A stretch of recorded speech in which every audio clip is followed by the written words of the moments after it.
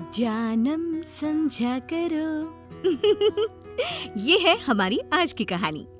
शिल्पा का पति उससे बहुत प्यार करता था। पूरे खानदान वाले जानते थे कि वो अपनी बीवी का दीवाना है, लेकिन सास सास को ये बर्दाश्त कैसे हो भला। देख शिल्पा, ये नहीं चलेगा। घर है ये मेरा, तेरा मायका नहीं जहाँ मनमानी करती रहती है। ये कपड़े मैंने यहाँ सुखाए थे बैठक में, तूने बालकनी में क्यों डाले? यहाँ लेकर आ अभी। फिर शुरू हो गई बुढ़िया। अरे न जाने क्या सोचती है, सुबह से उठते ही शुरू हो जाती है मुर्गी की तरह बांग देने में। शिल्पा सास से कुछ नहीं कहती, बस मुंह बनाकर जल्दी जल्दी सारे कपड़ों को बैठक में फैला देती है। फिर मुंह बनाकर, आए अब कोई मेहमान, बैठे गीली साड़ी और ब्लाउज पर। बुढ़िया को सहूर ही नहीं है किसी चीज का। हाँ हाँ, सब सुन रही हूँ मैं, सब सुन रही हूँ। सहूर मुझे बताएगी हैं? तेरे जैसे कितनी को सुधार कर निकाल दिया मैंने। बहू कुछ नहीं कहती, चुपचाप गंदा सा मुंह बनाकर कमरे में चली जाती है। लगता ही नहीं कि समीर इसी माँ का बेटा है। माँ से याद आया, माँ को तो फोन कर लूं।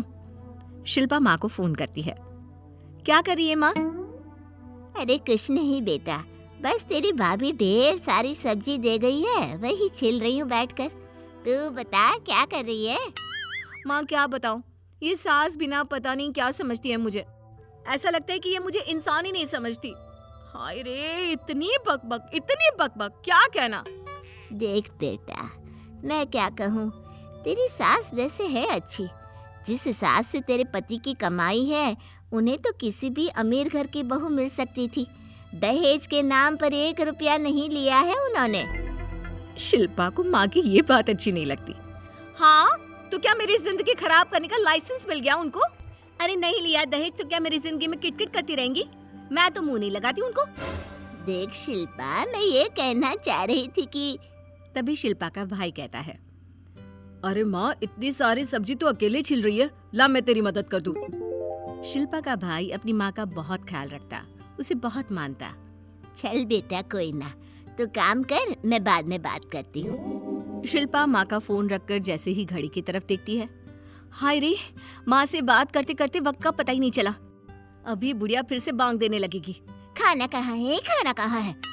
शिल्पा किचन में जाती है, जहाँ किचन से बेसन के लड्डू की खुशबू आ रही होती है। हाय रे, मेरे फेवरेट बेसन के लड्डू कहाँ बन रहे हैं, देखो तो। माँ जी, आप बेसन के लड्डू? क्या हो गया अचानक? अरे कुछ नहीं, ड्राई फ्रूट्स पड़े थे, खराब हो रहे थे तो लड्डू बना दिया। अब क्या वो भी तुझसे पूछ कर बनाऊं? मन किया तो बना दिया। अरे घर मेरे बेटे का भी है। बहू को कुछ समझ में नहीं आता। सास को मीठा मना है, पति को बेसन के लड्डू से नफरत है। फिर ये लड्डू, ये तो सिर्फ शिल्पा के ही फेवरेट थे। खैर, ये बुढ़िया मेरे लिए खाक बनाएगी लड्डू। चलो खाना बनाती हूँ। अब रोज शिल्पा खाना खाती और खाने के बाद लड्डू खाती। ढेर सारे ड्राई फ्रूट्स वाले लड्डू से शिल्पा की सेहत अच्छी हो जाती है। फिर एक दिन शिल्पा की सहेली कहती है, यार ये तो पता था कि तेरा पति तुझे बहुत प्यार करता है, लेकिन शादी के बाद तो तेरा चेहरा और निखर गया है। लकी है तू। अरे काहे की लकी, सास है ना सर पर, सारा दिन चिक चिक करती रहती है। जितनी चमक होनी चाहिए उतनी कहाँ है। सास के कारण तो सूख रहा है चेहरा। खैर छोड़, ये लड्डू खा ले। हाय रे, क्या लड्डू है? बेसन कम बादाम काजू भरा पड़ा है इसमें तो। ये कोई एक रोज खा ले, कश्मीर के सेब की तरह लाल हो जाएगा। शिल्पा सोच में पड़ जाती है कि आजकल सभी उसकी तारीफ कर रहे हैं, उसका कारण कहीं ये लड्डू तो नहीं। फिर एक दिन सास के ताने शिल्पा के कान में पड़ते हैं। जब देखो तब मोबाइल। अरे इतनी पढ़ी लिखी है पर कोई काम धाम नहीं करना। दरवाजे पर कार खड़ी सड़ रही है, लेकिन ये नहीं कि कार ही चलाना सीख ले। लो फिर शुरू हो गई। घर पर मैं इसे अच्छी ही नहीं लगती। आज तो मैं इनकी सारी बातों का करारा जवाब देकर रहूंगी। अरे कार खड़ी है, चलाती क्यों नहीं? ओला उबर करके जाना पड़ता है मंदिर। ये नहीं कि खुद भी चलाना सीखे और हमें भी घुमा दे। क्या बात है माँ जी, हर बात पर ताने, हर बात पे बोलियां। तंग आ गई हूँ मैं। अरे तंग आ गई है तो निकल जा। आपका बेटा इतना प्यार न करता ना मुझसे तो कब का निकल भी चुकी होती। बहू सास को उल्टा जवाब देकर कमरे में चली जाती है। तभी पति का फोन शिल्पा के पास आता है। यार आज क्या सब्जी बनाई है तुमने, मजा ही आ गया खाकर। यहाँ तो लोग दीवाने हो गए हैं तुम्हारे हाथ के खाने के। शिल्पा पति को सास की किचकिच बताकर मूड खराब करना नहीं चाहती थी। वो धीरे से कहती है, ठीक है, पहुंच गया ऑफिस वक्त पर। समीर समझ जाता है कि बीवी का मूड ऑफ है।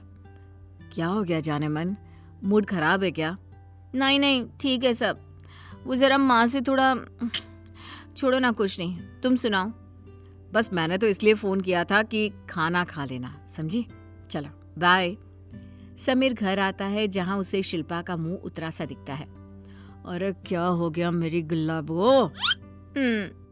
मैं माँ से बहुत दुखी हूँ, हमेशा कुछ ना कुछ बकवासा बोलती रहती है। मैं नहीं रह सकती अब इस घर में। और मेरा क्या होगा अगर तुम चली जाओगी तो? देखो शिल्पा, मैं तुमसे इतना प्यार करता हूँ, तुम चली जाओगी तो कैसे रहूंगा मैं? तो तुम कुछ करो ना, माँ के साथ मेरा गुजारा नहीं हो सकता। देखो शिल्पा, तुम कितनी समझदार हो। माँ भले ही बोलती है लेकिन उनके दिल में तो कुछ नहीं होता। वो तुम्हें घर में नहीं बल्कि कुछ करते देखना चाहती है। वो चाहती है कि तुम कार चलाओ, काम करो, अच्छा खाओ, सुंदर दिखो, लेकिन तुम उनके हर बात पर मुंह बना लेती हो। ये तो ठीक नहीं है ना? तो क्या मैं कुछ ना बोलूं? जानम, समझा करो, मैं तुमसे इतना प्यार करता हूँ, क्या मेरे खातिर तुम माँ की बात को सहन नहीं कर सकती? वैसे भी दो लोग लड़ रहे हो तो कम से कम एक को तो समझना चाहिए ना। मेरी खातिर तुम समझ जाया करो डार्लिंग।